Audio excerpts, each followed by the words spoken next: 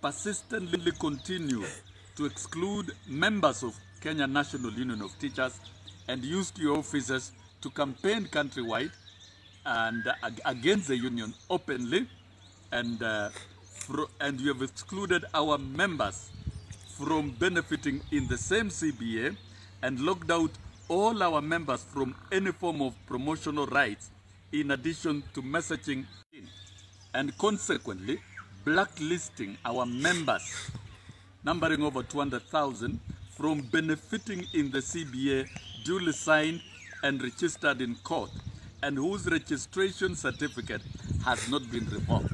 Neither parties have sought to amend any of the provisions of the CBA as required in the Statutory Instruments Act of 2013.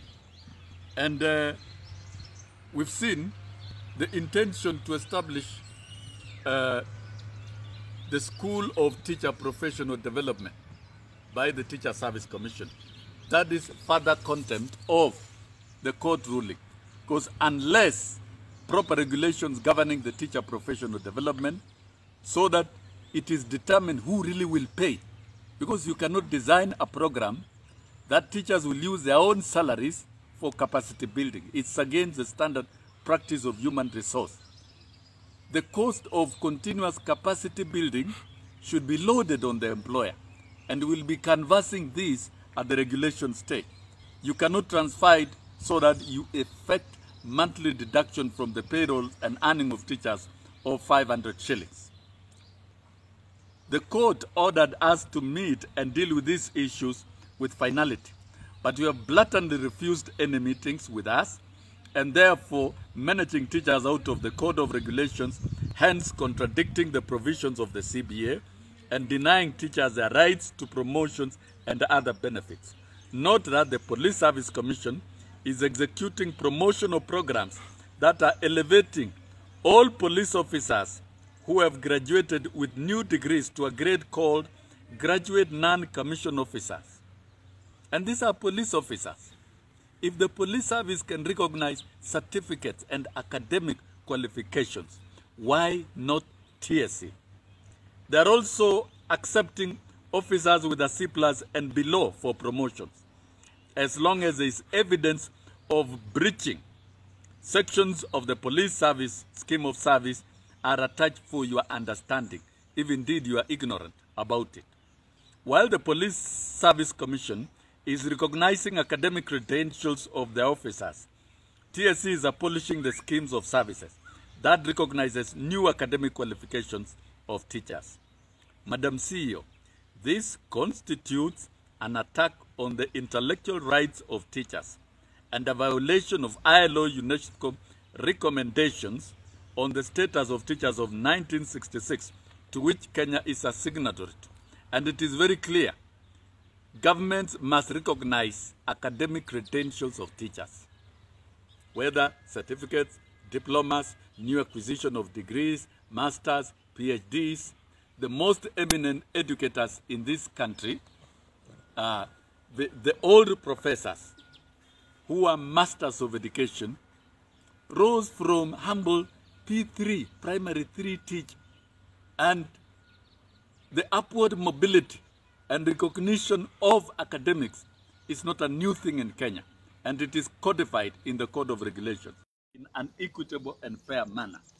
Our firm commitment as Kenya National Union of Teachers is to engage in proper negotiations of the third CBA in an atmosphere of trust, an atmosphere of honesty, and an atmosphere of transparency.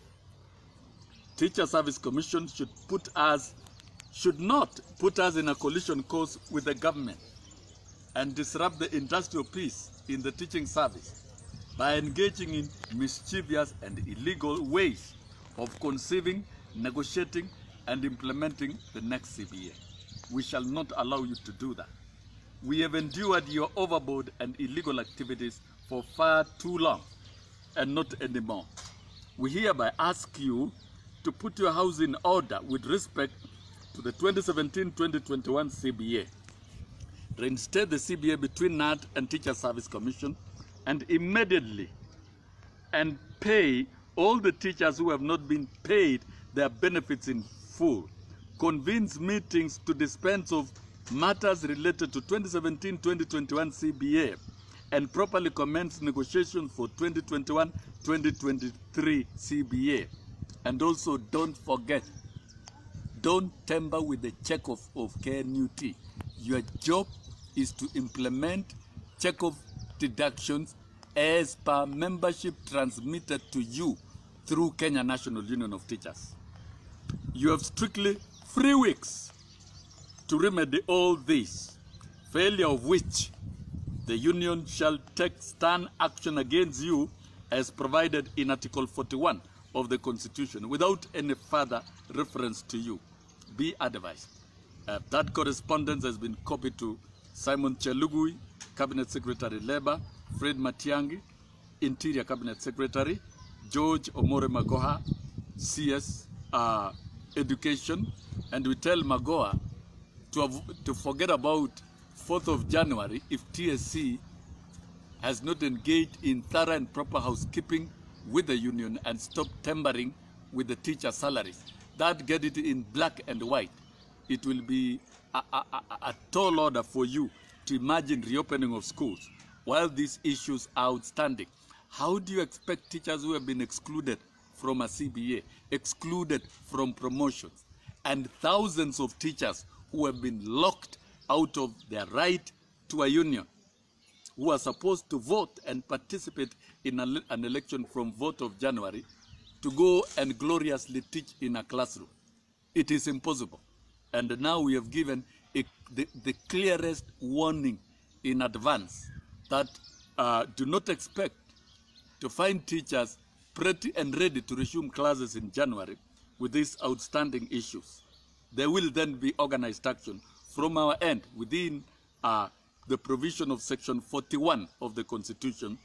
The right to organize is our business, and we shall organize without fear, because that is what is given to us in the Constitution. We have been very peaceful for the last 1 year, and we have anticipated cordial engagement and resolution of the matter. This letter is also destroy the democratic rights of teachers to proper negotiations and social dialogue in Kenya will reflect badly and will trickle across the continent. And we've also copied Engineer Toom, with or without funds. We shall. And we need our register back. TSC must comply.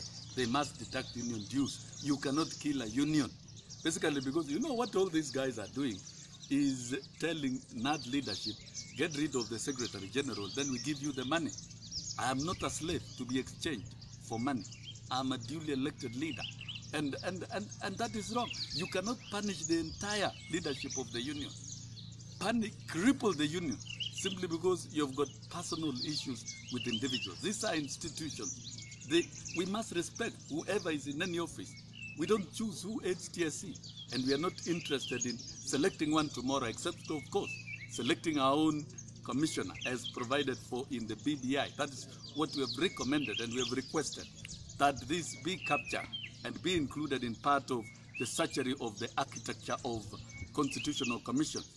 And so, 4th of January, we'll begin our election. We'll release the calendar. And we are already working on other avenues. We'll begin our elections as we dance a song, a dance that TSC wants. The only medicine that TSC understands is a strike. Maybe that's what they're asking for. And then if that is what they want, we shall have no option but to prepare for it. This will be a mother of all, if it is going to get to that. But we have asked them, can you comply and avert this catastrophe? When you are fighting COVID challenges, we cannot be engaging in labor disputes. Where there is money to pay teachers, pay teachers. Respect the CBA.